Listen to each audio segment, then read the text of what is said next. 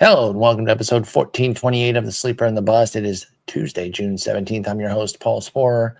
Joined this afternoon by Justin Mason. Justin, how's it going? It's going amazing. We got a huge trade.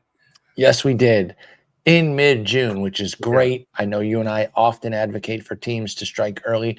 I do understand it's a little bit different in today's world with the extra wild cards and all that you can really be in it until that very last minute. Like I do understand, but I'm talking for the teams that we know are in the mix and the teams that we know are out.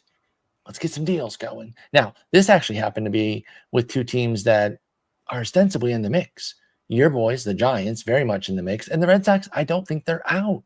And I don't even think that this move takes them out, particularly if the player in question, of course, Rafael Devers, was causing any sort of problems. Now, I don't know, and I don't really want to get bogged down in that speculation. I want to talk about the play and the players and how you feel as a Giants fan.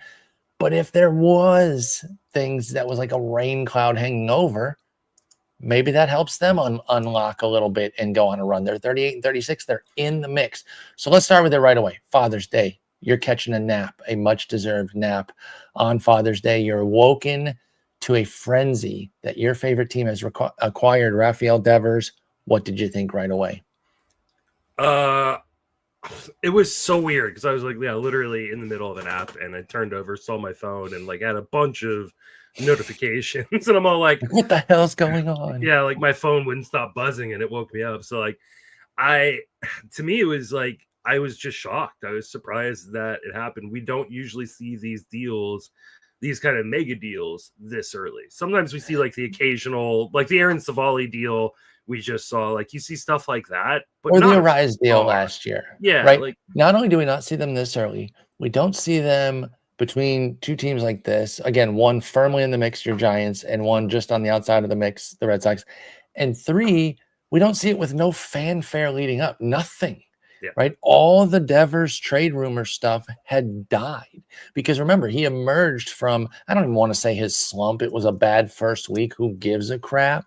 But remember, we were making so much about it. We being the baseball community, not necessarily us. Like, oh, Devers is busted. This sucks. And then he went crazy and he has like a 150 WRC plus right now. So there was no run up to this.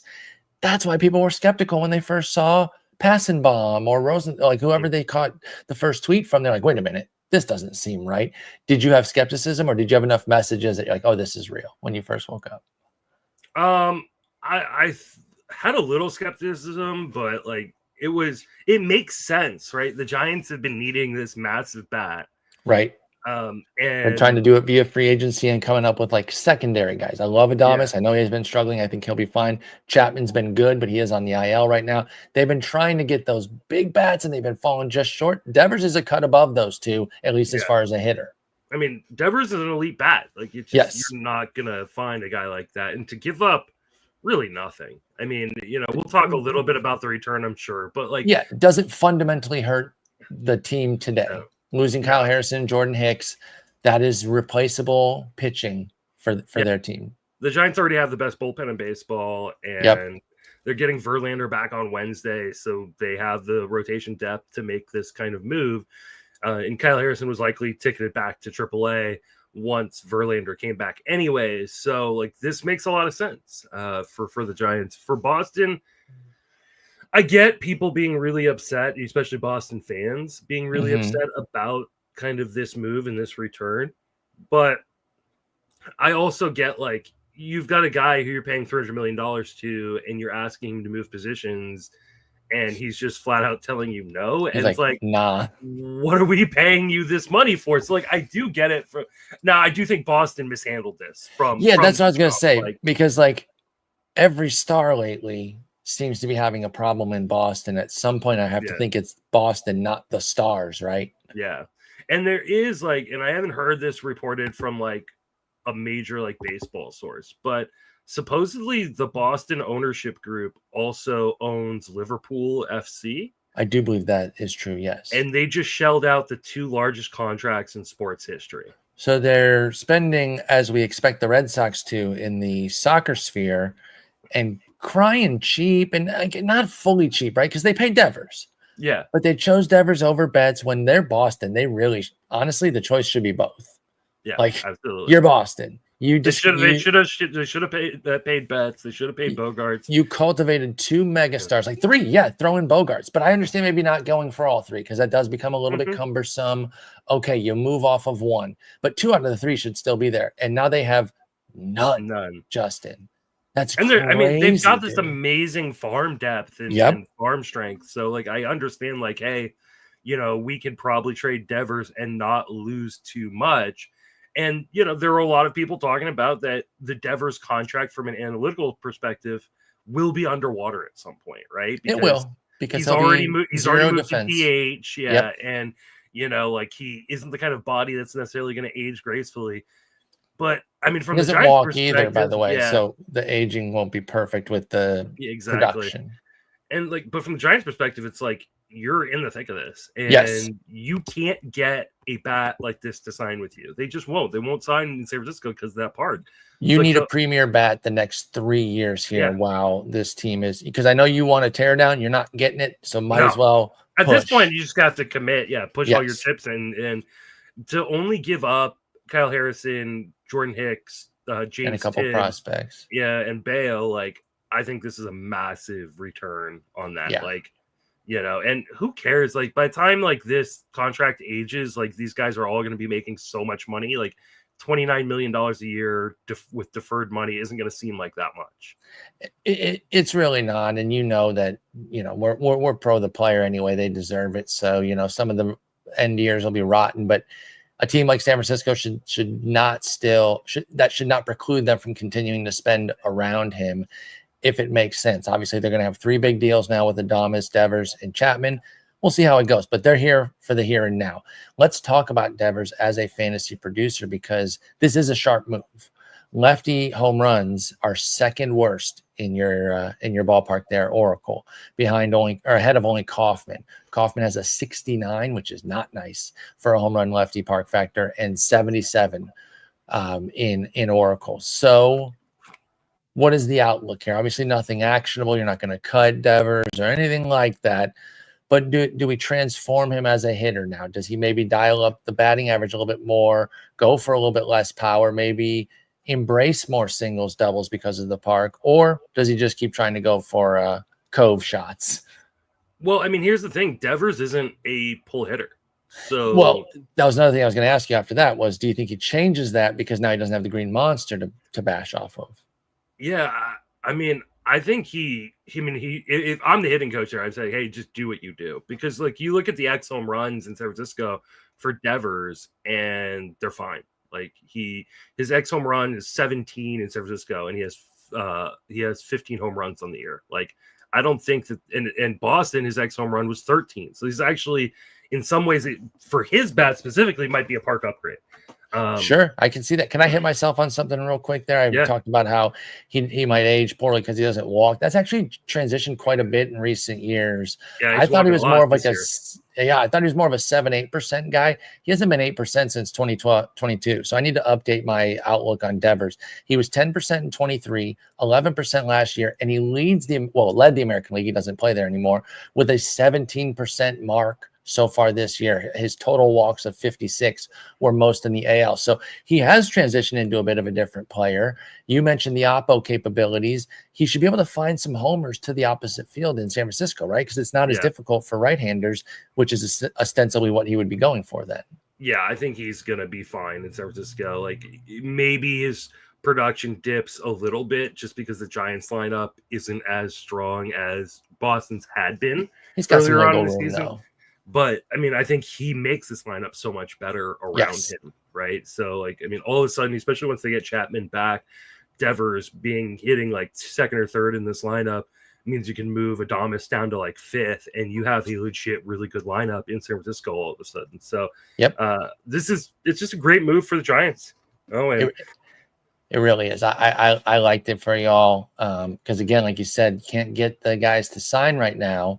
Their money isn't going as far as it should with the top tier. So, hey, let's go get one this way, because this is essentially a free agent move at that point. And sometimes the baseball gods, everything just lines up. Giants, Giants Red Sox this weekend Oh, in San Francisco. if I wasn't going camping this weekend, I would be at the game. Isn't that crazy that he's going to I'm play them immediately in his new home? It's amazing to me they didn't wait till after the series, like or do it during the series or something like I that. kind of I love that it sets up this way though. We get the little run up and then Friday, Saturday, Sunday in San Francisco, baby. Let's go. I mean, I don't feel bad for Craig Breslow at all, but like he's about to get just if Devers has 2 bombs this weekend, if he goes ham, yeah. If he cove shots it, yeah, it's off cove shot. Yeah, it's gonna go crazy. Like I just think that this is gonna be insane weekend. So yeah, I'm loving it. I write an article like 20 things to watch over at Fantasy Pros every Sunday night, and like the first thing was like Boston Giants series. Like this is so perfect. Like you need to watch this because this is gonna go crazy. Cannot wait. I'm very, very excited for that. Let's talk about the fallout in Boston. Christian Campbell will shift to DH, and Abraham Toro is assuming first base right now. Romy Gonzalez mixes in against lefties. They kind of run a platoon there. Toro is a switch hitter, but he seems to sit against lefties, or at least plays a different position, so Romy Gonzalez can get in. Anything here with Toro and Gonzalez, who are more likely to be available even in your deeper leagues? Are you jumping on either of them for playing time in deep leagues, or not enough juice for Romy Gonzalez and Abraham Toro? I picked up Abraham Toro in Tout Wars this last week. Like he's been quietly really good. 5 home runs, hitting 317. He's getting pretty lucky on the BABIP, but even his XBA is 283 right now. That's nice pop. Yeah, he's making decent contact. He doesn't hit the ball particularly hard, but like you can still steal some home runs. I don't expect this to necessarily continue, but he's a guy who has shown the ability to kind of control a strike zone. And I mean, the crazy thing about him though is like he used to be like a really big walk guy, Abraham Toro. Yeah, and it is like disappeared. Like he no longer, he's walking at a 3.6% rate this year.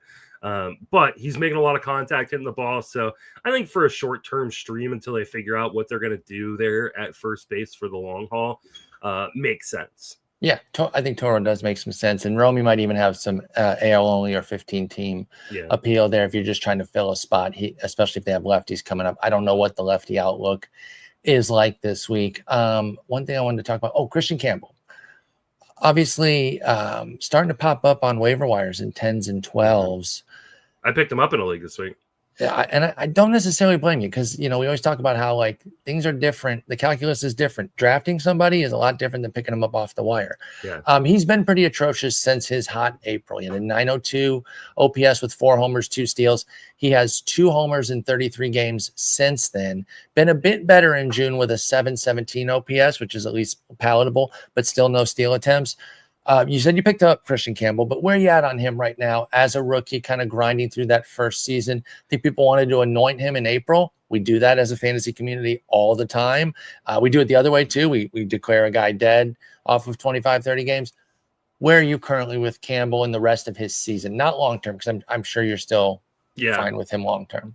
I think this is a really good time to scoop him right now and might be a good time to buy low in trade leagues. I think the fact that they moved Devers means that Campbell's job is not in any risk of being lost at this point. They're going to DH him. He'll play second base. I mean, he was even trying to like learn how to play first a little bit, but they seem to have gone away from that since the Costas injury. Yeah, and don't forget they signed him 8-year deal for Christian Campbell. They committed to him immediately. And I think that is a really good point because you've seen what like happened with Ceddanne Rafaela, who struggled offensively. But they kept giving him shots and playing time until he kind of figured it out, at least enough to stick in the majors because he has that deal. And now Christian Campbell has that deal as well. So I expect him to get a lot of playing time. And while the numbers haven't really turned around for Campbell, the underlying numbers are starting to. In the month of June, he's got an 89% zone contact. He's only swinging outside the zone 21% of the time. I think things are starting to kind of turn around here for him. And I think this is a decent buy low opportunity where like you won't, especially in redraft leagues, you won't have to pay anything. And like I said, I scooped him off the wire at a 15. So he's probably going to be really popping up in a lot of spots. 12s. And I think this is a good opportunity. Like people are really, really excited about him for good reason. This was a top tier prospect, this off season. the 7th overall ranked prospect on Fangraphs. He's got a good hit tool. He's got power. He's got speed. And it feels like Boston is ready to just let him go and not worry about the results as much. So I think now's the time to go pick up Christian Campbell if he's available, or trade for him for nothing in redraft leagues.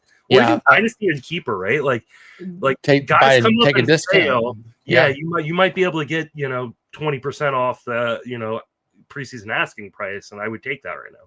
Yeah, you're not going to steal him, especially in the dynasty league. No one's going to be foolish to do that, but a lower price is the right move right now for Christian Campbell. Buy while things are a little bit lower, because I see a lot to still like, and I think he could have a really nice summer, and the commitment to him is nice too there in Boston. Shohei Ohtani returned to the mound in a pretty surprising move there. Just all of a sudden, boom, here it is, and it kind of had to be that way, right? Because he can't really go out on rehab. They need him to hit every day. So, he does the bullpens every once in a while. We get some news about that. Then we get a start here. It was just one inning. Obviously, it's going to be slow and go. But do you expect to see anything fantasy relevant on the mound from Ohtani this year? No. I don't either, by the way. I wrote him up in an article on Fantasy Pros, and I wrote him up last night in the Roto Write-Up. I said, it's great to see him on the mound. And we talked, I talked about him last night on the Friends of News Benefits podcast. Like, I love seeing him on the mound. Like, this is the greatest player ever. Not just the greatest player of our generation, but just the greatest player ever. Mm-hmm. And I want to see greatness, even though he is on the Dodgers and I hate the Dodgers, right? Like, true. I just want to see greatness. And I think for baseball, especially, like with how, tumultuous the last few years have been with COVID and, the lockout, and likely we're going to see another lockout, potentially this off season. Don't say that, even though it's true. It's totally true. I want to see greatness, like, and Ohtani is like the greatness that we have in our game right now. And so, it's great to see him on the mound, but from a fantasy perspective, like even in Yahoo leagues where you can get Ohtani the pitcher or Ohtani the hitter, right? Like Ohtani the pitcher has no value really. No, like I don't think so either. There's no reason for them to push him at all. I think he's going to be doing these 1 inning stints, for quite a while. Maybe he builds it up to 2 or 3 innings, but I don't think there's at any point you're going to see Ohtani be a 5 or 6 inning guy this year. I just don't think it's in the Dodgers' best interest to risk his arm. Yeah, I mean, maybe if he was getting the follows, right? If he was getting an opener and Ohtani was getting the follows, you could try to steal a win, but otherwise, I just don't really see how it gets there. So I figure we'd be remiss not to bring it up, but just to reiterate to folks that no, there's nothing to see here right now. Next year, different story. We could be back in on, two-way Ohtani as a god, but right now, I think it's more of a show. Enjoy it. Jurickson Profar is slated to bat second upon return from his PED suspension, which is coming up relatively soon. I should have gotten the exact date on that. I'll get that in a moment. I imagine that means that Alex Verdugo's cooked. Not that that's terribly surprising. July 2nd is when Profar can return. So about a couple weeks from now, just 1 day over 2 weeks. Is he somebody that you're going to seek out? Are you trying to maybe get Profar early and stash where he was cut in NFBC leagues? How are you playing Profar's return? It's crazy because I honestly kind of forgot he was coming back so fast. Yeah. It doesn't feel like 80 games is that close, but it really doesn't. Apparently it is. I mean, I think in 15-team leagues, I definitely would. He's going to play every day. And there's a chance that Profar leads off. Or at least hit second in this lineup. So I'm definitely interested in going out and snagging him a little bit early and kind of hoping and seeing like that he can be the guy that he is returning. The thing I always want to caution is, one, it's a really long layoff. 2, we don't know like how long he was actually using steroids for, how much that impacted like his production over the course of the last few years. So this could be like a Melky Cabrera situation where the best days of Profar are behind him now that he's been popped because he can't risk using again. So, but I think he's going to play every day. I think he should be a useful accumulator. And that is enough for me to say in a 15-team league or deeper that I'm going to stash him and kind of wait these next 2 weeks out. 16% availability in the main event, including one of mine. I wonder, he doesn't really do what I need, which is desperately need steals. I mean, he had 10 last year, which that's fine. I guess that would be like 5 or 6 the rest of the way. But man, I'm kind of interested because, for relatively free, especially if you do it right now and you commit to holding for a couple of weeks, you can take that discount. So if NFBC, again, we talk about it in this landscape because there's only 7 reserves, no ILs. So you usually have a stash or 2 there. I have Shea Langoliers and Cole Reagans right now. So it'd be tough to do a third stash, but Profar. Are you dropping Reagans this weekend? Because I think I am. Yes. I debated it this week. There was no one to get. But he's seeking a second opinion. You know how I feel about second opinions. So I'm likely to. Again, if there's nobody that really emerges, I'm not going to cut just to cut because I'm not in a dire situation where I have to get the roster spot. But if there's some guys I like, Reagans is due up. I'm very nervous about that situation for sure. Verdugo then probably cooked, right? With I think so. With Profar's return, he didn't really do anything. 78 OPS plus, no bombs, 1 steal. No. He's only playing like 2 games a week anyways. Like it's just like he sits versus lefties, but even last week they had 4 right-handers in a row, and he only played 2 of those games. So it seems like Eli White is favored over him, even though Eli White is supposed to be verse left only.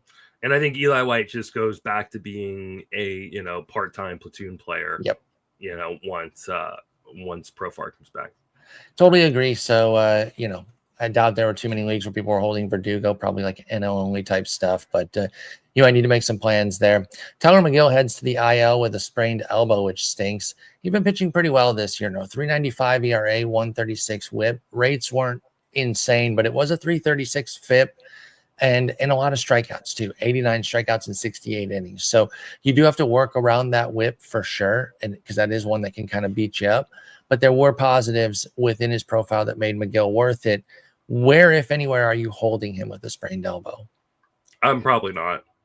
Yeah, it's tough. Right? And I love Tyler McGill, and I really felt like, hey, if he can just stay healthy, he's gonna turn into kind of the stud we started to see earlier on in his career. But he's just never been able to stay healthy. And that's the unfortunate part.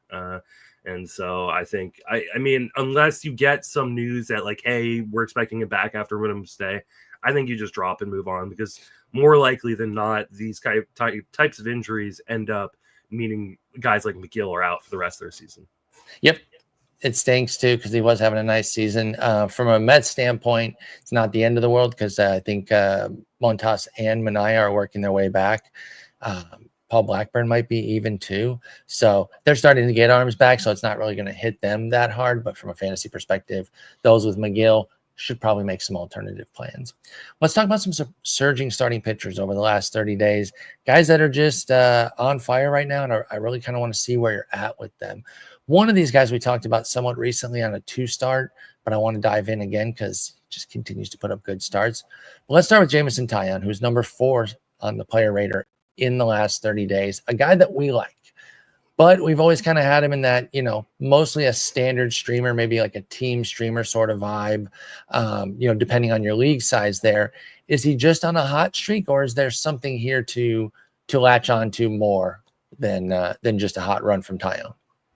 I mean, I think there's a little bit to latch on to. I mean, right now he is kind of just peppering the zone, which is something he's done he did last year as well. But I really like to see the control be so locked in, because the command can be shaky. Mm-hmm. He's given up 1.7 homer per 9 this year. And when you watch him, you go like, oh, like he can get to the zone, but he doesn't always know exactly where in the zone it's going to go. So he's going to give up the homers on occasion, but he's getting strikeouts and he isn't walking guys. So that is a really, really good sign. And he's on a great team. The Cubs have been really, really good this season. Currently 5.5 up in the division. I think they're the second best team in baseball right now or second best team in the National League by record. So I think there's a little bit here. I'm waiting for the other shoe to drop, because Taillon just got a long injury history. The command issues, if he starts walking guys, like, could become a problem. But for right now, I think you're just rolling with him every week until you see something happen.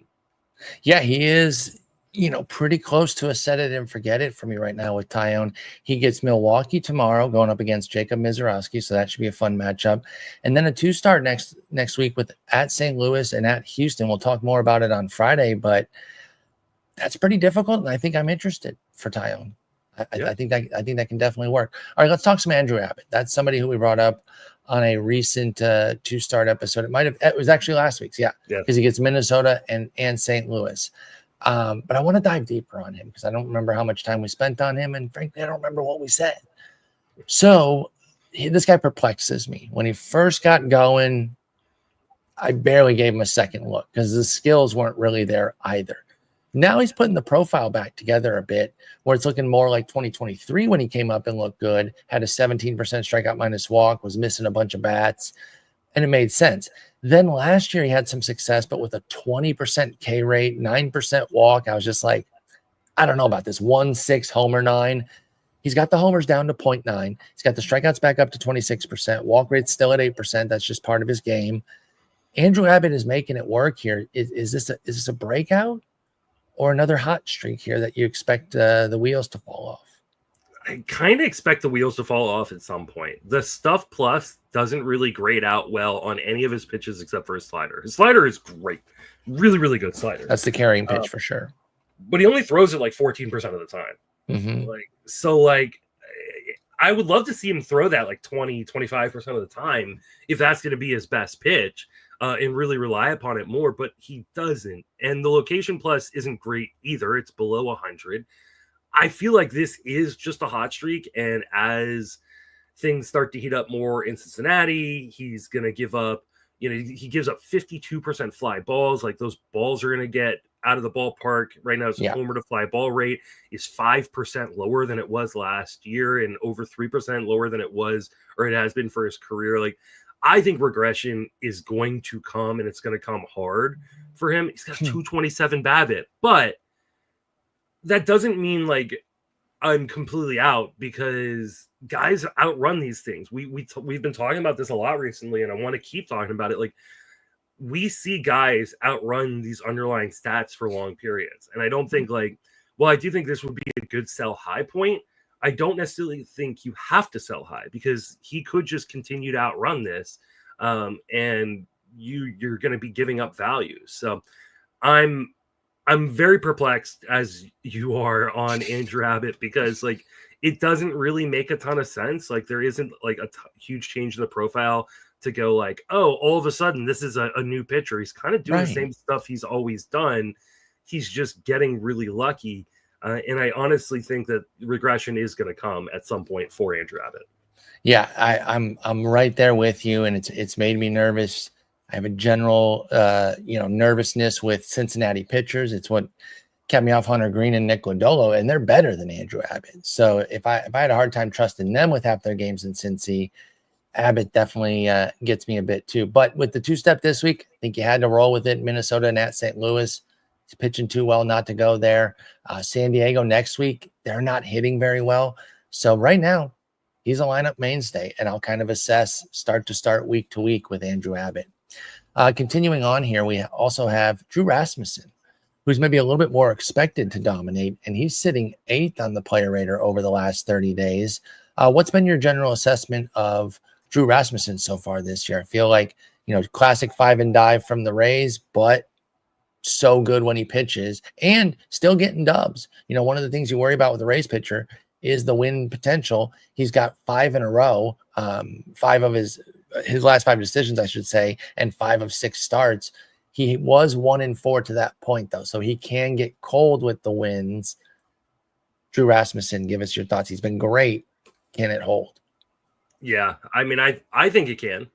I was a big fan of Rasmussen coming into the season, and there's only 27 pitchers who have stuff plus over 100, right? So 100 is qualified starters at least. And I think out of that 27, only about half of them have location plus above that. And Rasmussen is actually fourth in baseball in terms of his stuff plus, and he has a 1 and 2 location plus. Could we see more Ks then? Because it currently isn't translating. In fact, his swinging strike rate for Rasmussen is down to a career worst 9%, generating not quite a career worst, but one of his career worst outputs at 22% K rate. Could we see an uptick there? I know stuff plus doesn't automatically equal Ks, but Rasmussen is nasty. Yeah, no, I don't think it's going to happen, right? Maybe we get a little bit more strikeout stuff, but I think that this is a conscious effort and change in his profile to try. Is it because he's limited? It's not because he's limited, but that may play into it. I think it might be. I think park. I think the park too. Like that's a good point too. You don't want to elevate it in this park that you're in, right? Like right. So don't throw high fastballs that could be lifted out. Whatever pitch he might be eschewing to get some swings and misses on. And he's always been kind of a bigger ground ball guy, but I think he is like really trying to the humidity in Tampa is terrible. It drains you when you're out there long. I think one of the reasons why you're seeing more and more of these Tampa Bay pitchers get pulled quickly and early is because they don't want their guys out on the mound, for 7 innings. Just dying. Yeah. So, and I think that will continue as we move deeper and deeper into summer. Also, they'll play more road games, right? Yes. We have purposely set their schedule up. So we need to kind of watch that and see like, hey, are they going to allow these guys to go deeper on these road games? So since they're not going to be in the Tampa Heat. But no, I think this is kind of who Rasmussen is, but I'm okay with it. Like, give me a guy who's got a 2.55 ERA. And I don't think he's like getting super lucky. He's getting a little bit lucky. He's got 2.41 BABIP for sure. Yeah, but he's just good. He's just really, really good. He locates so well. He's got really, really good stuff. So I think that this is kind of who Rasmussen is. And I think next year I really want Drew Rasmussen because I think that's the year maybe they take the reins off. Yeah, remember, like this is his first full season back from Tommy John.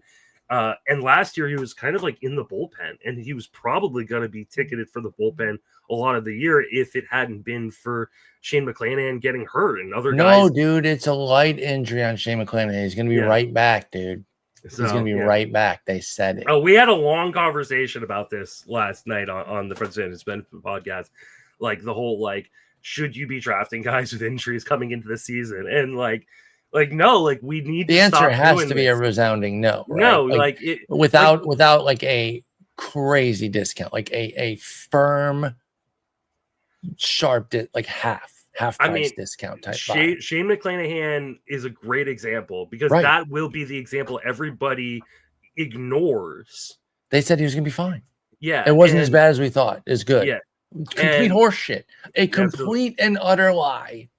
And then the other example that people aren't going to remember, but they should, is Sean Manaea, who is supposed to miss 4 to 6 weeks, 2 of those weeks in spring training. Right. And we're now mid-June. Yep. And this is why you don't do it.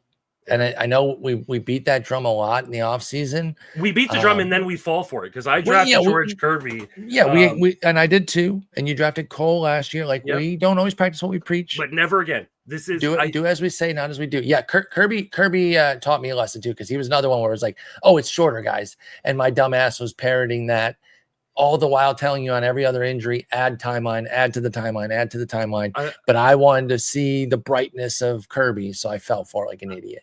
I told Dave that next year in Vegas, I'm going to, because I'm hoping to be there next year, I'm going to give him a taser. And anytime an injured player gets thrown out in one of my auctions, he's just going to tase me in the neck. Love it. Because I'm just not falling for this again. No, we just can't. We're pretty good at the messaging of it, but then we need to follow through on it in our own damn drafts. And again, George Kirby turning it around, we might look on it positive. But here's the thing too, that we need to make sure we don't do. If Kirby dominates the rest of the year, we need to chill on the back pats and be like, oh, see, we ended up getting the great George Kirby anyway. Because it's not even so much how good he might or might not be.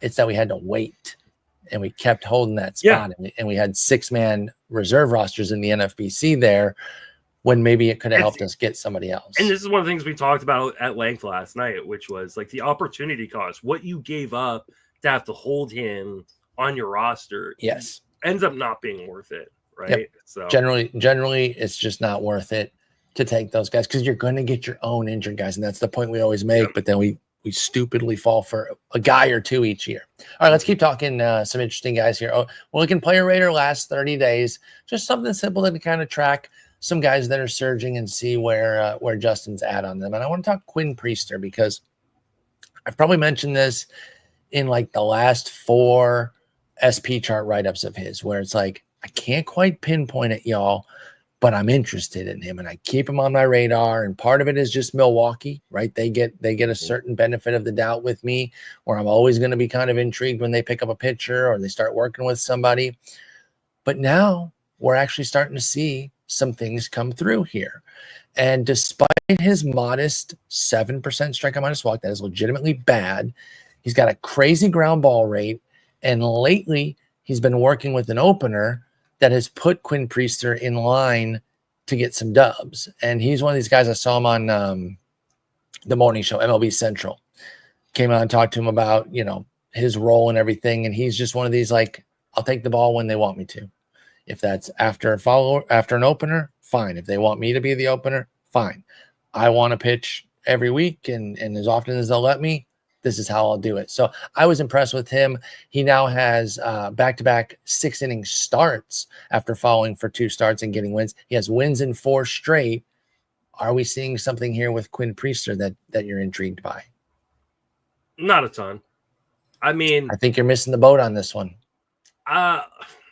He's getting really lucky. And that's box scoring. You got to watch.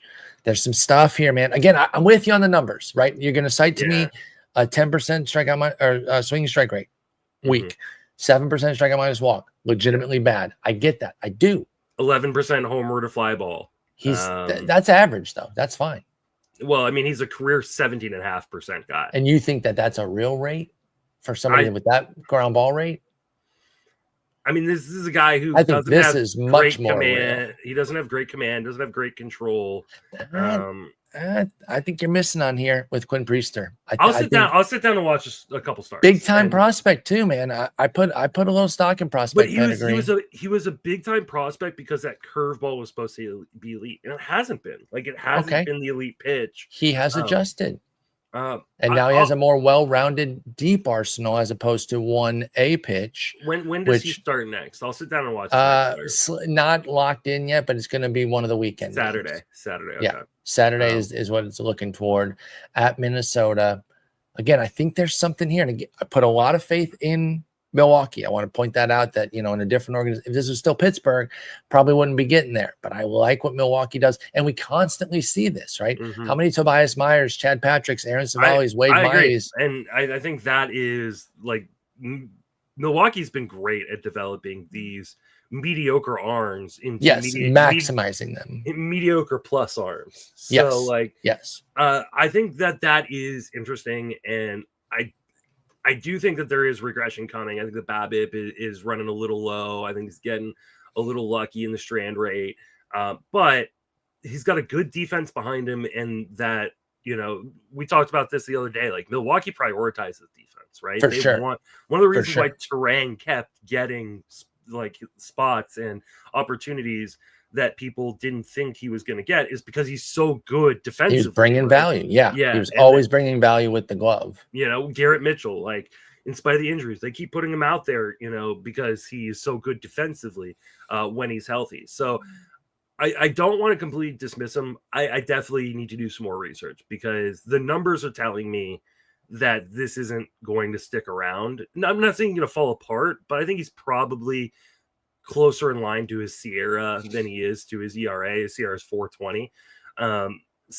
But if that comes with a good whip, I'm fine with that. You'll take that in a deeper league. Yeah, you'll take that. So I'm definitely interested to kind of sit down. Maybe I'll go back and watch his St. Louis start from the weekend, and then watch his Minnesota start this upcoming weekend, and I'll report back. I'm eager to hear what you think of Quinn Priester. And again, I want to see more bats missed consistently. I'm a huge advocate of strikeout minus walk, so I'm with you there. He does have a couple 7K games in his last 5, but he also has a 0 and a 3, so it vacillates. Sometimes he's doing the 3 and out and getting easy at bats with a weak ground ball. Other times he is going for the strikeout. We need to see a little bit more balance, though. It is hard to live with a 7% strikeout minus walk. There's no denying that. Our last guy here has only had 3 major league starts. His name is Brandon Walter from Houston, another organization that when they've got somebody, I'm at least interested. I want to see what's going on. You know, they've been kind of transitioning into another wave here.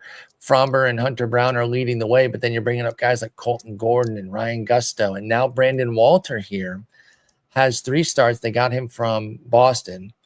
He's been awesome. And now you want to talk about the numbers. He's got a 26% strikeout minus walk with a solid 12% swinging strike rate, 1.4% walk rate. Obviously, that's pretty crazy. I don't think he's only going to walk 1 per 18 innings the way he has so far. Nor do I believe he'll strand 99% of the batters that he allows on base. But Brandon Walter's been really good in 3 starts so far. Is there anything here with him in Houston? I think there is. I like Brandon Walter. You know, I've gotten to sit and watch him pitch a couple times, and it's been really, really good control, pretty good command. I mean, he's obviously getting lucky. He's not going to have a 1.53 ERA, right? Because he's got a 99% strand rate right now. Like that's legit. Insane. Seems legit. But he gets a lot of ground balls. I think this is pretty good stuff for the most part. 12% swinging strike rate, 102 stuff plus, 106 location plus. His slider and his sinker both have 114 stuff pluses on them. Wow. Like, I think they found something in Houston and Brandon Walter, and he's actually a guy that I targeted in Fab the last couple weeks to kind of pick up because not only does he have those 2 pitches that are really good, he does a really good job of mixing all of his pitches. He throws 5 different pitches, but he throws 4 of those 5 16% or more of the time. So it's really hard to know what he's going to be throwing, even in, you know, different counts. So I think Walter is a guy that you want to go pick up or even try to quote unquote buy high on right here, because I think he's actually pretty good. Walter had similar numbers more or less across the board in 48 minor league innings as well. Same exact 28% strikeout rate, 4% walk rate, which, you know, so a real control artist here. Yeah. So that's good for a 24% strikeout minus walk, 2.08 ERA, 0.76 whip. So he's really dialed into something this year, brought it to the majors. It won't last at this clip, but if you can get, you know, even a useful 3.5 ERA with a good whip on a useful team that will put him in the opportunity to win games, I think there could be something here with Brandon Walter. So I'm keeping tabs on him for sure. Little pivot to Colton Gordon. Have you taken a look at him then too? Because he's put up some decent starts. He doesn't have the same sort of composite numbers. You're talking about a 4.70 ERA and a 1.34 whip. So that isn't super flashy for Colton Gordon. But his last 2 starts have been really good here in June. Anything out of him with Houston, Colton Gordon? I picked up Gordon earlier on in the season. I kind of been stashing him. Another guy who's got a really good slider, but not much else. Okay. So one pitch in it. Yeah, but he's got really good location numbers. And you see, like, he's only got a 3% walk rate here. The command isn't as sharp, but he is getting unlucky in the BABIP. His xERA right now is 3.44.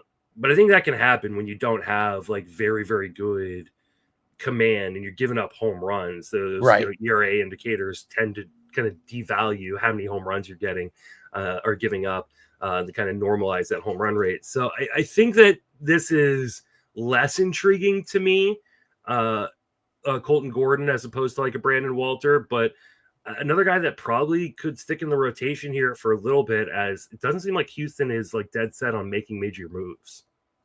Might as well just complete the trio then. Can I get some thoughts from you on Ryan Gusto? He's somebody I've had. He was been in and out of the rotation a bit. He's back in, pitched well here. I think he got moved up. Oh, yeah, when McCullers went on the IL. Got hurt, yeah. Right. So he got moved up, responded very well at the Athletics, which we know is a tough park to pitch in. He goes 5 innings with 1 run on 3 hits, a walk, and 8 punchies. The 1 run was a solo shot, but hey, that's all of the damage that Gusto had in Sacramento. 4.31 ERA, 153 on the whip. That's really bad. Don't forget he has that one like mega trash outing that absolutely cooked his numbers. 2 1/3 innings, 7 runs against KC. And a lot of people wore that because KC wasn't very good and Gusto was pitching well. So that sucks. Where have you been on him? Because he has stabilized since that outing. So Gusto's a really interesting guy. He throws 6 pitches. Yeah, he's kitchen sink guy. Yeah, but you almost kind of wish he would like get rid of his changeup. His changeup sucks. Like Zimmerman gets so angry when guys have a bunch of pitches that and multiples that they shouldn't have. Like his changeup and his curveball are just not very good. So get rid of those. Pare down. It like really lowers his stuff plus rating. So if you look like he has a stuff, Gusto has a stuff plus of 101, which is just like right above league average, right? Sure. But 3 of his 6 pitches are 106 or better. The problem is his changeup is a 79 stuff plus. Like it's one of the worst pitches in baseball, but he continues to throw it for some reason. Stop doing that, Gusto. Yeah, like please stop throwing that changeup because it's absolutely terrible. And he's throwing it 10%. It's like a legit volume pitch. Like he shouldn't be throwing it at all. And like his curveball, which isn't very good either, is his second most thrown pitch. To me, this is like bad coaching. Right. They need to get, and they got so much credit last year for Kikuchi popping off, which I don't know how much they did and how much he figured out, but of like rearranging his arsenal. So they know what they're doing with that. What are they doing here with their young pitcher, Ryan Gusto? They need to go in there and say, hey, we like that you have a lot of pitches. That's good for a young arm, but a couple of these are real shitbirds, and they need to go by the wayside. So, but I mean, another guy who, like, I think if he can control the zone a little bit better, his problem is a little bit of the opposite of Colton Gordon's, in that like Gordon's got good control but bad command. Gusto has good command but bad control. I think they need to tell him like, hey, let's stop throwing these bad pitches and let's attack the zone a little bit more. Yeah. And I think that might be kind of the key for Gusto. It's great to see that Gusto is going deeper and deeper into games now, because one of the issues with him earlier on in the season was he was only going 2, 3, 4 innings. And the last 2 starts, Gusto's gone 5 and 6 innings. So that's really good. That's really good because now you have the ability to win games. I think the big issue for Gusto will be Lance McCullers is only supposed to be out for a minimum stay. Right. So he's only got 2 weeks to kind of prove himself. And I think they've already shown that they're okay with him kind of being a swing man. And so he's likely the person who's going to lose this rotation spot once McCullers is back. So reading the tea leaves here, I think you've got Walter number 1 with a bullet, Gordon 2, and then Gusto 3. Only because I think Gusto's the odd man out once the rotation gets healthier. Because they've shown that they'll put him back in the bullpen. Yeah. Because he does work well with that swingman role, and I think we could see that as well. I prefer Gusto's profile to Colton Gordon's profile, but I don't think so. If he stays, you would still prefer Gusto there. You just don't think he's going to stay. I don't think the team feels the same way I do. So that makes sense. That they wouldn't feel the same way you do because they know. Makes sense. No, I'm just kidding. All right. Anybody else you want to talk about? I don't know. You don't have to. I made the list, so you don't have to necessarily have. Yeah, I didn't really have anybody off the top of my head. No problem. I'm gonna just sort by last 30 days and see if there's anybody that jumps out there, because I picked a lot of the guys that were like, whoa, how'd he get here? I mean, David Peterson continues to just do Peterson things, and it makes zero sense to me. Like how he is as good as he has been. Right, because there's like warning signs. It's just he's allowing so much contact. Now, I will say, but no homers. He is allowing less contact over the course of the last month than he had been earlier on in the season. So he's starting to like go a different direction and kind of change the profile, which would be more intriguing, because previously he was allowing like 93% zone contact, and now it's down to like 89%, which like it's still high, but you can live with that because you'll get a little bit more swing and miss with that. You're not totally reliant on your defense, which isn't like super strong behind him, at least in the infield. So I do like his improved control this year. David Peterson's been somebody who walks a lot of guys. He's down to an 8% rate this year, which is a career best. And so if that sticks around too, then I am really intrigued by what Peterson can do. So we'll keep tabs on him for sure. It's still a 119 whip and a 249 ERA. Like the xERA is 364. Like there's regression. You should pay attention to the xERA. Yeah, the regression is coming at some point, but maybe just not as hard as I initially thought it would. I agree with that. Yeah, I think it could be more of a smoother regression into that mid upper threes with a modest whip from David Peterson, but you're getting volume and consistent win opportunities. I'd like to see the Ks kind of get back to where they used to be, but now this is still from last year too. Only 20% strikeout rate and only 22% this year. So the mid 20s just might be gone. We haven't seen it now for 2 years. And the stuff isn't good. Like the stuff stuff's never really been good, but yeah, he's just locating really well and trying to get out of innings quickly, attacking the zone so he's not walking too many guys. Like I think this can work, but it's also kind of a high wire act that can go bad really quickly. I agree with David Peterson. Does he know that I want the strikeouts though? I don't think deliver those. Oh, that's rude. Yeah, I know. Me. I just think that's kind of rude. I agree, but because I'm asking nicely, please strike out guys, please. The other guy that I'd love to mention just real quick before we wrap up, of course, is I think we're like in the midst of a Clark Schmidt breakout.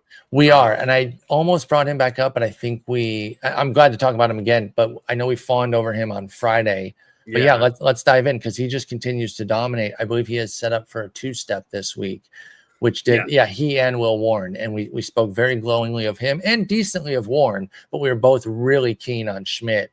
You think he's emerging into a monster, right? He lost the game yesterday, but it was 1-0. It was a hell of a game. I mean, the stuff is good. The location plus is good.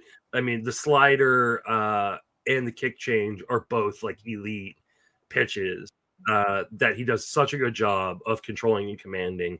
I definitely think that there are some control issues. Obviously, walk rate is near 10%, but he does such a good job of limiting damage, especially in that home park.